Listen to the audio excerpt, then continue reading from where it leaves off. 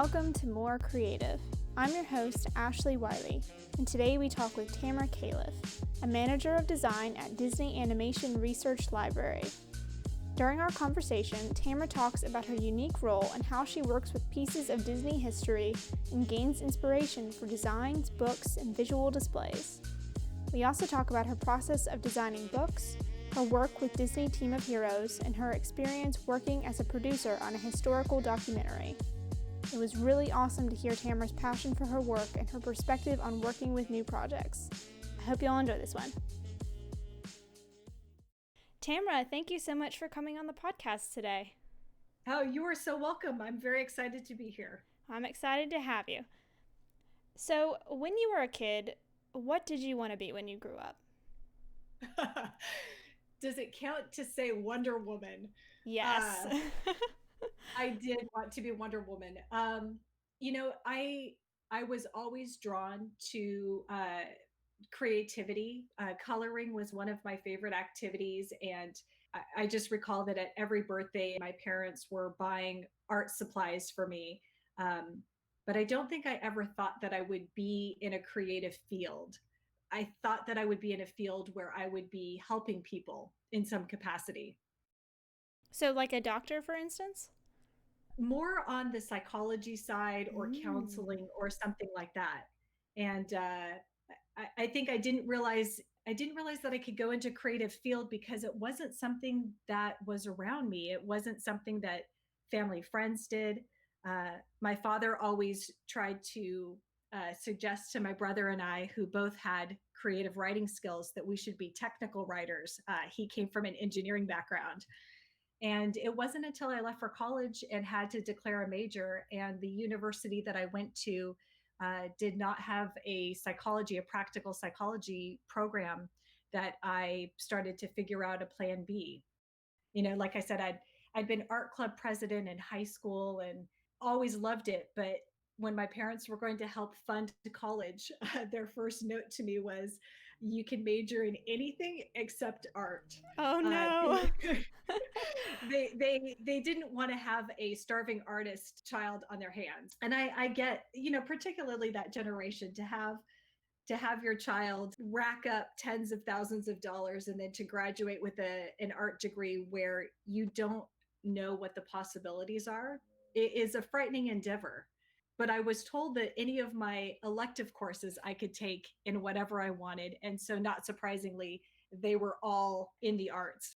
So, you ended up getting your undergrad in English and studio art, is that correct?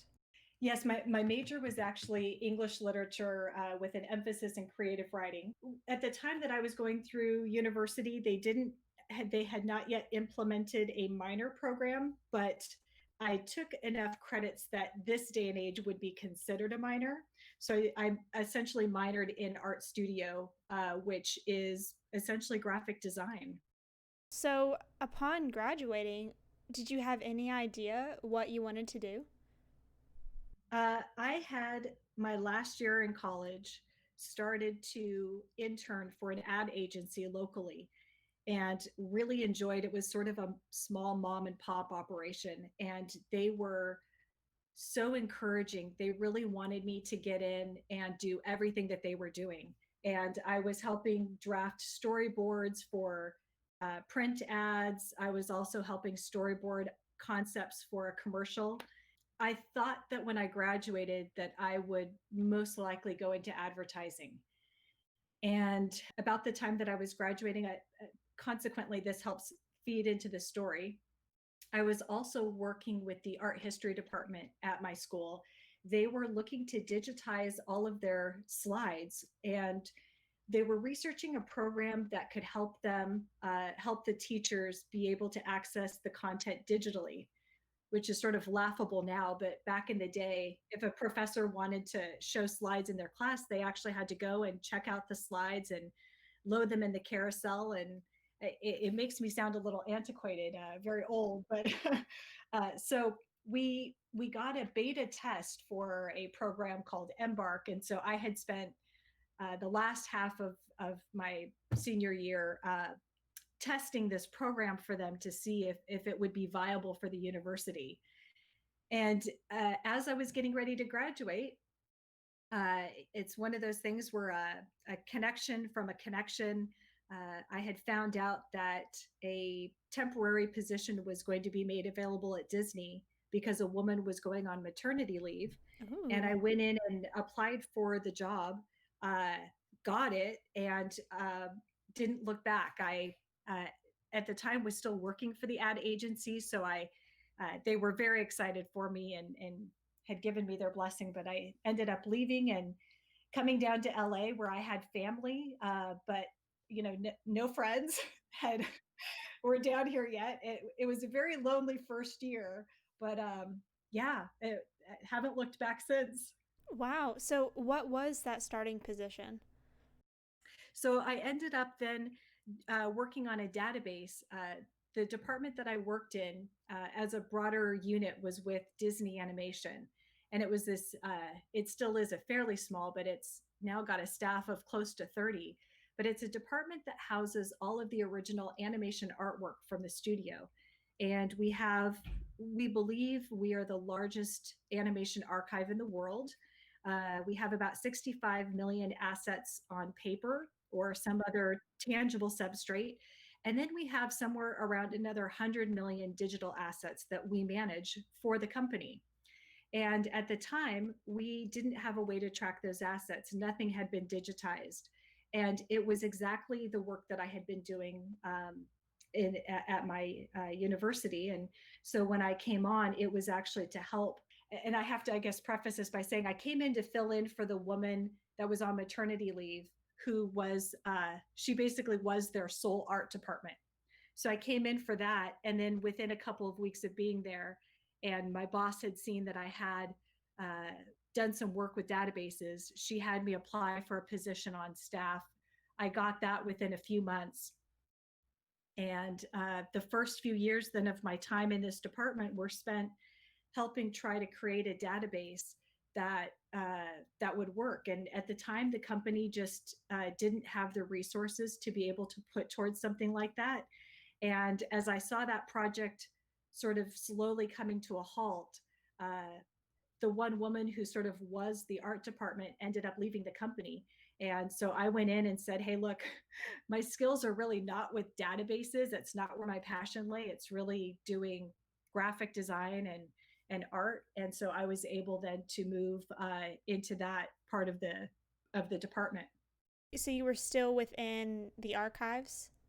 Yes. And this group calls themselves the Animation Research Library. And I make that distinction because the Walt Disney Company actually has a couple dozen different archives.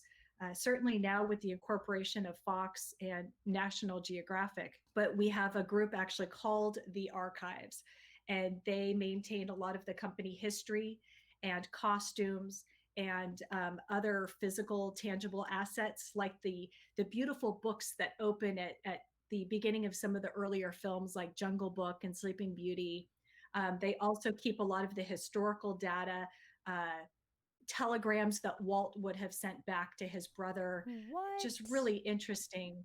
Yeah, it's fascinating and beautiful. So that's what the archives maintains. Our collection is specifically around animation. And you would have been familiar with the IRC, Hmm. which keeps a lot of artwork and assets related to the parks. Yeah. So, again, those are just three of the many different groups that house parts of the collection for the Walt Disney Company. Wow. So, when you first got this position, did you ever consider working at Disney? It's funny because my mother reminds me that sometime in the middle of college, I had talked about my dream of either working at Disney or DreamWorks. And to my face, they were always very affirming and, yeah, we think that's a great idea. Here I am, this 18, 19-year-old kid, and they were kind of laughing up their sleeve because, we didn't have any family connections to either of these companies.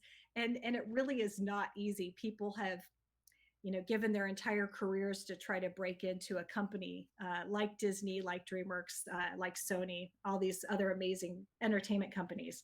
So it was really I feel divine providence that I was able to then get such a wonderful break at such an early age. That is fascinating to me that you were able to transition to a design position within the archives. So, what does a designer do in something like that? I've been in the department now for 25 years. And when I first started off, we did loans to museums. So we would loan original artwork, and we would oversee the framing and transport to the museum. We also did a lot of reproduction exhibits, and and then we would partner with other Disney groups. And certainly, our projects have grown exponentially over the last couple of decades that I've been with the company.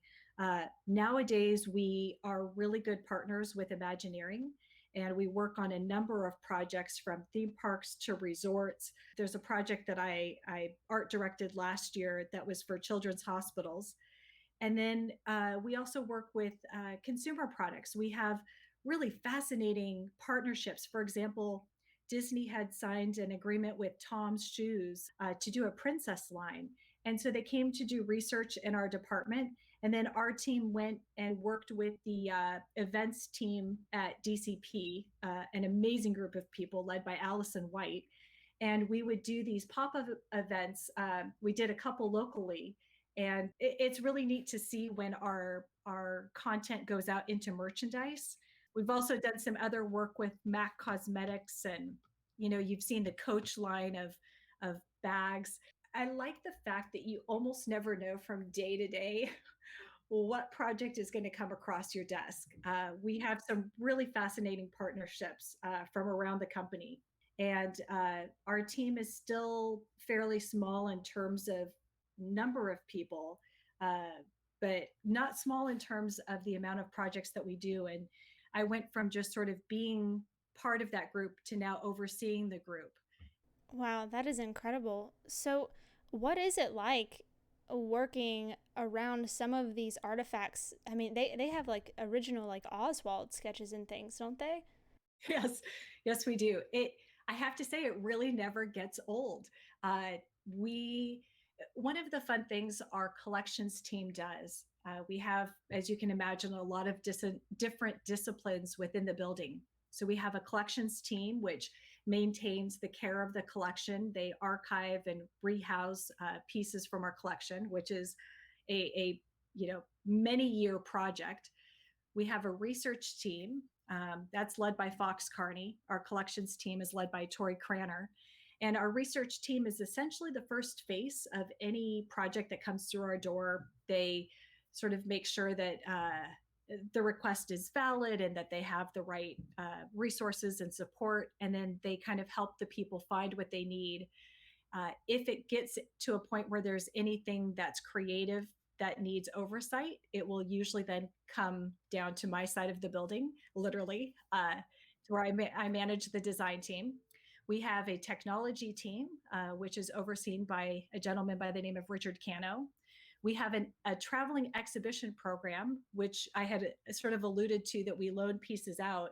Well, it's now a full time operation where we actually have two traveling exhibitions that that are usually about 400 or 500 pieces of art, where it's just completely all artwork from our collection. And that's managed by Kristen McCormick. We also have a number of smaller loans that happen throughout the year where, say, an institution like the Victoria and Albert Museum might borrow half a dozen pieces. And then we have certainly like an overhead team. Tammy Crossan in our department helps oversee anything that has to do with the building. She also helps oversee our ink and paint department. We still have an ink and paint department at Disney that it mainly focuses on special gifts and employee cells, but it's really neat to know that they are still alive and well. Wow, every single thing about it is so fascinating. It's just things you never really think are occurring behind the scenes. It's really, really cool. Yeah, it's a fun place to work. Oh, so in terms of then the artwork and artifacts you had asked, so our collections team will oftentimes, if they're working on a project and they have come across some pieces that perhaps we haven't seen in many years, or maybe we haven't seen at all because of how the artwork was stored. We'll kind of do mini show and tells within the building, and they'll lay the original artwork out on one of our art tables, and they'll invite the staff to come by and take a look at it. They'll give us like a 2-hour window and say that the art will be out, and it's really fun just to be connected to the original art and to be able to still have that visibility. Since so much of our art is now digitized, it's rare to be able to then see it in person live. Wow. Do you have a favorite piece? Oh, I've got a couple. One of my favorite pieces that immediately comes to mind, and it's funny because it's so simple. I know it's a story sketch, but I'm trying to recall if it was done by artist Hans Bacher. Um, but it's a sketch of Mulan, and it's the sequence where she cuts her hair. And it is such a beautiful, again, just the simplicity of the line work. And it was done with a thicker, it almost looks like it was done with some sort of almost grease pencil because it's heavier than graphite.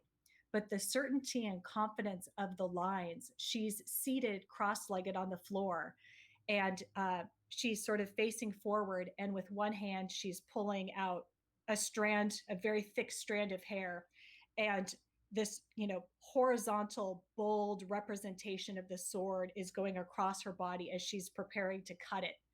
And it's just it's magnificent. I love the film too, so that doesn't hurt. More recently, and I wish I could have seen this piece done with more traditional mediums, but Claire Keene did a piece from Tangled, and she created it digitally with the lanterns floating up into the night sky. It's a vertical piece, Ooh. and it's pure magic. Again, she did a very sort of simplistic style, but it's again one of my favorites. I'm sure you have so many incredible ones to choose from, but wow, the way you described those, I can just picture how incredible they are. Yeah, they really, and it is hard to choose. I will preface by saying, I've got a lot of very talented artists and amazing pieces of art. They all start to sort of feel like your own little children after a while. Everyone in the building just genuinely cares about the art and the care of the art, and how we expose it to the world. It's a wonderful team to be a part of. How do you all, for instance, write books or create displays from the work that's there? How does that process work? So I'm going to kind of fracture that into two questions. We don't generate books in house, but we are asked to be a part of books, either Disney editions or Chronicle books, and even Toshin is a more recent client of ours. We'll get permission to take on a Disney topic, and they'll assign a writer, an author to a project, and then they'll come to the ARL, which is the name of our department, Animation Research Library. They'll come to us to conduct the research, and then we have a team that will prep the files, usually provide color proofs to ensure that the printing is accurate, and then we send it on its way. Um, Frequently, we will get a pass, the galleys of a book, just to ensure that the content that's being spoken of is accurate. Uh, and that's usually our partnership. Uh, in terms of exhibitions, we handle exhibitions a couple different ways. One is we completely design them in house. We curate the entire exhibit, and I've actually been a co-curator on a few of our current exhibits that are traveling, along with some of the colleagues that I mentioned, Fox and Kristen Torrey, and our director Mary Walsh. But also, there have been times where a museum will bring on their own design department, and what we'll do is give creative oversight. And that's more recently what's happened. Some of the venues that we have sent our art to will take the overall feel and curatorial concept, but they'll put a slight spin based on the market that they're in. Because our exhibits will travel to, a place like Taiwan or Korea, and then all of a sudden places in Europe, cities across Spain. And so we want to ensure that that there's continuity in the feel of the exhibition, but at the same time, there's a little bit of, I guess, a localized flavor, so to speak. So that's sort of our role now when it comes to both books and exhibitions. Separate to that, I do freelance work and have a wonderful relationship with Disney Editions and a couple other book entities. And I've designed my own books, and they've all been Disney themed. So what's fascinating is I get a chance to work with my existing colleagues, but sort of as a freelance artist in the nights and on the evenings. So I've most recently I designed Jon Favreau's The Lion King book, which just got released last year. Whoa. So how do you come up with inspiration for your books? Well, it's hard to come up with inspiration since I'm living and breathing this art every day. What's fun is getting a chance to get to know some of the authors and to get a behind the scenes peek at what they're thinking. So, for a project like that, I actually was invited along with a group of Disney partners to go out to Marina Del Rey to see the Lion King set, which, as you know, is virtual. And we got a chance to have, they did some sort of preview screenings of some of the scenes they had shot, showed us sort of behind the scenes, their office and working spaces and where they were doing some of their virtual work. It was phenomenal. We also got a chance to meet Jon Favreau, who I think is just brilliant. And then we would have I would be on multiple meetings on the phone with there were two authors.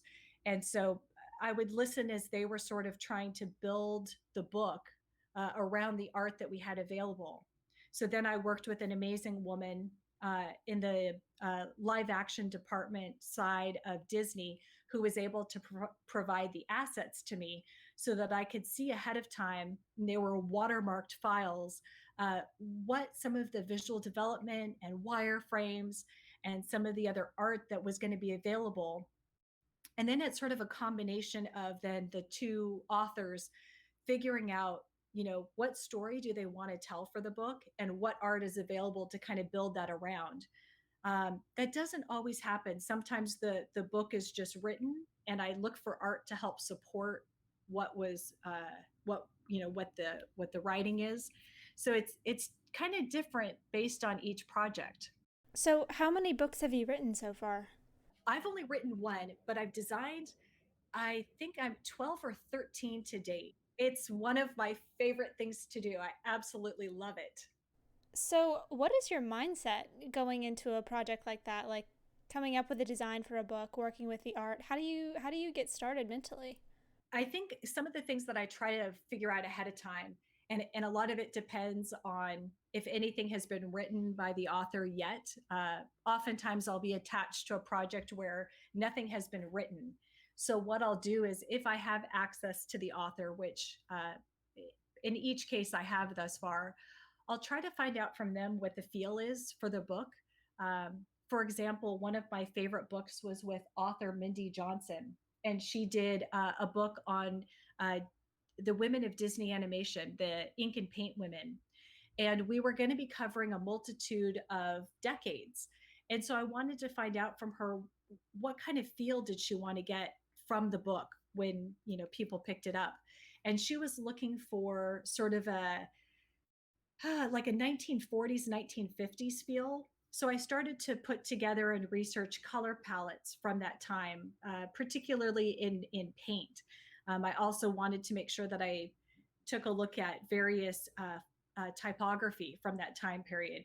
So I tried to steep myself in as much around that time period as possible. I went through and looked at a lot of vintage photos from around the studio to see. You might be familiar, especially with your time at Disney, that Walt Disney, the man, had partnered with Kem Weber to bring in a lot of the furnishings to the Walt Disney Studios in the way of animator desks and chairs and other office furniture. Yeah. Yeah, so I wanted to try to study some of the furniture design so that I could pick up some design elements from that. And so then I start kind of collecting. I keep a little folder Oftentimes I'll go to some of the larger bookstores like a Barnes and Noble or some of the offbeat bookstores around Los Angeles, and I'll just start thumbing through, and I'll take snapshots of page layouts that I really like. And then I'll come together, I'll gather all of these assets, and then I'll just start mock up layouts, possible uh, chapter openings, possible page spreads, so that I can kind of figure out what my roadmap is. And I'll put in kind of dummy text and sort of faux images, and then I'll sit down with the author again and just say, okay, so here's where I'm at. These are sort of the color palettes and fonts that I'm thinking of. And then becomes a dialogue, and they'll let me know what's resonating with them, because certainly I want them to like the book as much as I enjoy working on it. And then finally we'll kind of come to a conclusion for what seems to be working. And once the various chapters start to be available, then it's a matter of working with them to figure out what images will support that text, and then I just start laying it out. It's creating a book is like the most complicated puzzle uh, I've ever done, because you basically start with a trim size and a page count from the publisher. So they'll tell you, okay, it's going to be a 9 by 12 book, and it's going to be like 200 and something pages. And so then you're given a Word document that's just a ton of text. Oh And my then gosh. you've got folders of images. And it honestly, there's a little bit of I don't know if I'm allowed to swear on your podcast, but there's kind You of go like for it. an oh shit moment at the beginning where you're like, can I really do this? And I almost have to remind myself, okay, you've done it before, you've designed books before. I kind of have to give myself a pep talk. And once I sit down and start, what I'll usually do is try to figure out uh, approximately how many pages per chapter I want to have. And it's easy because you start off and you figure out, okay, we're going to have the, table of contents and a copyright page, and usually a blank title page. And then at the back, we need X amount of pages for the index. And then whatever pages you have left, you'll say, okay, well, I know this chapter is going to be a little bit heavier on content, so maybe it gets, X amount of pages. And then you just kind of start fitting it in. So, how long does that whole process typically take? Probably about a year and a half. Wow.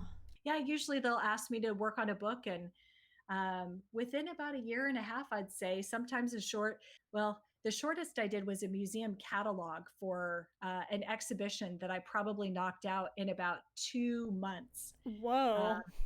That's really rare. they they had sort of decided at the last minute that they wanted a catalog, and so I really had to get some pressure to complete that on their very tight time frame, especially because I still work a full-time job. So this is all done evenings and weekends. Wow, I had no idea the extent of all the processes that it took to put a book together. I mean, it's amazing that you've done so many and been a part of so many.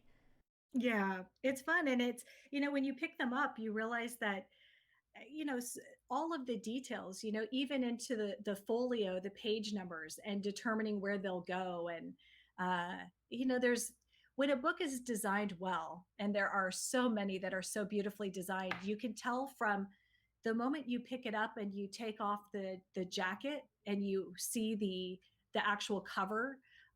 So much goes into the details of everything.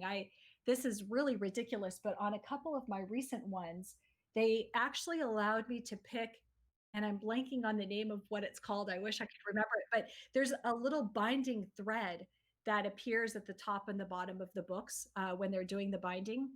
And the last couple of books, they actually let me pick the color of thread. And I completely geeked out over it, because literally then I was able to pick, all of the components that went into how this book was done. I usually get a chance to decide if it's just going to be a cloth case, or if there's going to be a jacket, and if it's going to have a UV lamp, or something else. So literally I'm designing that cover to cover. That is incredible. And I mean, I don't blame you at all for geeking out. I mean, to be involved to that amount of detail, I think is something I would absolutely be geeked out about as well.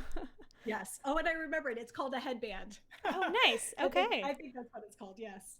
Cool. So, transitioning a little bit from your work on books, you were also a part of the team that brought Disney Team of Heroes to life. Can you explain what that is and what your experience was like? There are so many projects in my time at Disney that have been favorites of mine, but I think this particular project, working with the children's hospitals, will always be very near and dear to my heart. In spring of 2018, then Chairman and CEO Bob Iger announced a $100 million commitment to support children's hospitals around the world by building on our company's long legacy to deliver comfort and inspiration to families with children facing serious illness. They wanted to achieve this through various donations, in addition to supporting specific hospitals with beautiful artwork that we created specifically for the children's hospitals.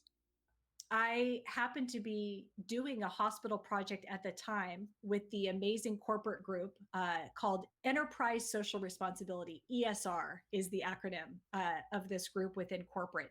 And they are sort of the outward facing, generous arm, if you will, of the Walt Disney Company. And so I was able to kind of get in and help out slowly with this project, which was being handed over creatively internally to Walt Disney Imagineering. And so after kind of bumping up into this group multiple times in meetings, the woman who was producing the project at the time, Lisa Williams, said, it you've had some experience working in the hospitals already, and you seem really passionate. How would you like to come over and kind of help us with what we're trying to achieve? And so it started off where I was kind of just going to help do some graphics.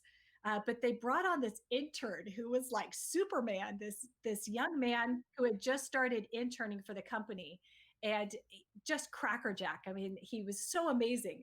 And so I told Lisa one day, I said, I'm really better at helping orchestrate things artistically and helping give design oversight because Kevin is so amazing.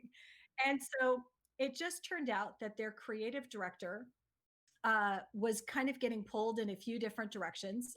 So when I came on and started helping out within a couple months, they said, we really need an art director. Would your department approve? And so we had a discussion with my boss, and she was, incredibly supportive of me splitting my time 50-50 with Imagineering. And so I ended up working with them for a little over a year. And what our mission was then to bring sort of first of all joy and respite to children and their families who are patients, and also to provide worlds of wonder, to bring our beloved characters and their worlds into the space of hospitals, and to let them know that they were surrounded by essentially their friends. And it manifested multiple different ways. We had these gorgeous murals designed by Joey Chu. He had been commissioned to do some other pieces for the company. So we hired him as a freelance artist to design 5 world building, beautiful murals. And each mural had a combination of Disney, Pixar, Lucas, and Marvel characters, which is, we think, one of the, if not the first time publicly that our characters were sort of living out in one big mural like this. And so it was great that we could represent each group so wonderfully. And so these murals are these massive 8-foot tall by 24 feet long murals that would go into hospitals. And if that wasn't amazing enough, we also worked with an incredible team at WDI to develop an app that kids could launch on their phone.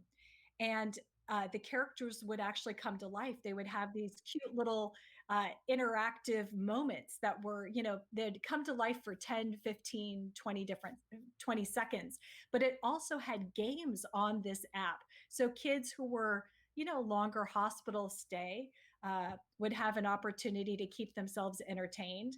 And then beyond this, we had monitors that had moments of encouragement, and they were multilingual, that kids could hold up a card to activate a clip from any number of movies, and it would come up and it would be like Olaf, and he would say, "You're the best thing since summertime," or Oh my all these gosh. all these cute little things. And then uh, also the ESR, the corporate group, oversaw the production. And I didn't have anything to do with this, but it was part of the broader program. But they worked to have a bunch new hospital gowns created, and they also had care packages made, which I helped oversee the creative on that. Anyway, the program was just magnificent. And the project has continued these last few months, but as you can imagine, with the pandemic, has been put parts of it have, the installation components have certainly been put on hold, uh, until it's safe to be back in those spaces, which, I think everyone on the team to an extent really wishes we had gotten off the ground a little sooner so that we could have gotten in more hospitals at this time. But that's what the program is. And it's an amazing group of people, an amazing mission and purpose out in the world. And it's really fun when you get a chance to see how people interact with it, because oftentimes it's so easy for us in certain parts of any large company to send content out, but you never see what that end user is experiencing. And I remember being in one of the hospitals, the first hospital that we had installed at. There was a little bit of delamination in a part of the mural, so I was going to meet the printer there the next day, and so I happened to be standing in front of the mural and watching patient after patient come by, just wide-eyed, open-mouthed. What is this?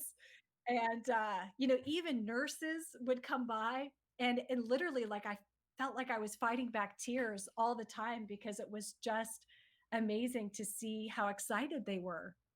Yeah, like you said, I don't doubt at all how that's your favorite project. I mean, to be able to bring so much joy to a children's hospital where people are sick and maybe trying to get a little bit of distraction. I think that's an amazing project for sure.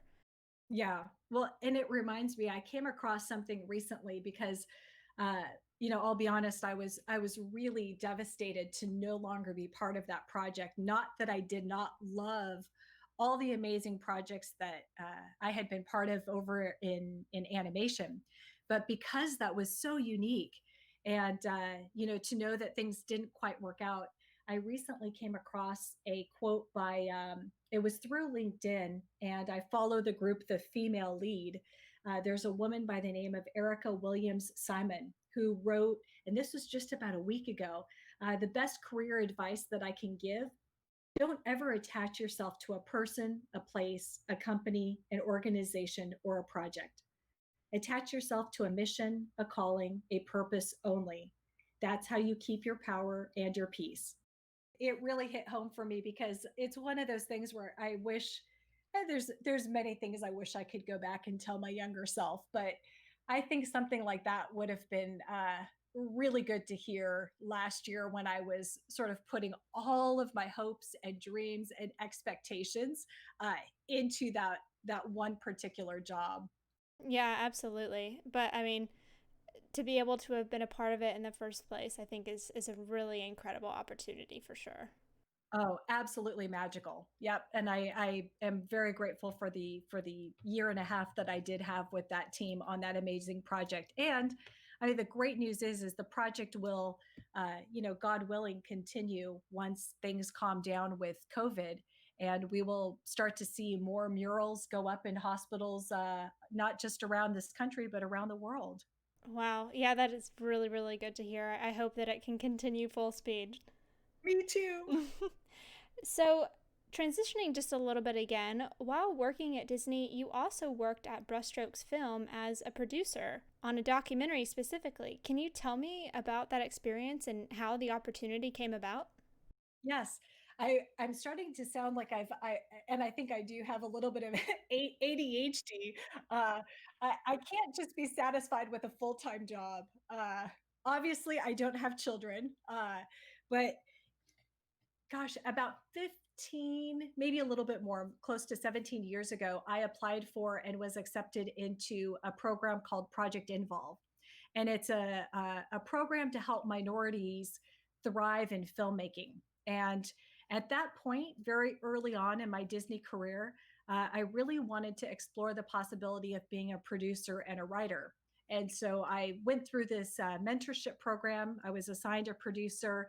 It was a wonderful experience. They're the group that now oversees the Spirit Awards around the time of the Oscars each year. They do a lot of great work. They're now called Film Independent, is the overarching sort of mother organization. During that time, one of the woman who ran that mentorship program, her name is Pamela Tom, had come up with an idea. She had been watching Bambi with her daughter, and as the end credits rolled, she noticed an Asian name in the credits. His name was Tyrus Wong, and she thought, well, that's really interesting. At that time, you know, when Bambi was made, that somebody of Asian descent was actually working on the film. So she started to do some research, found out that he was living, and contacted his family because he also happened to be living in the greater Los Angeles area, which is where Pam lived. And so she reached out to Tyrus and went and visited him, and just as everyone does, fell in love with him. At the time, he was in his 80s. And so she decided she wanted to tell his life story. And so Pam, running this independent group, I got to know her. And because I worked at Disney and Tyrus was an artist at Disney, um, as soon as the mentorship program ended, I said, gosh, you know, if there's anything I can do on your film, I'd love to help out. So at first, they had me help out with some of the graphic design elements. I was making buck slips and business cards and other content. And then, you know, as one does, you sort of just get pulled into the excitement of something. And before I knew it, I was kind of showing up to some of the film shoots, just helping out with whatever they needed. And after a few years, there was a situation in which Pam really needed some additional help. And Pam asked if I would come on board full time as her producer. And at the time, I was petrified because I didn't know what that meant. I still worked a full time job. And uh, anyways, I decided to jump in and uh, ended up then producing for the last few years of the project. Gwen came back to work with us the last, last several months. I think the last year or two of the film, and we ended up getting accepted to Telluride in 2015.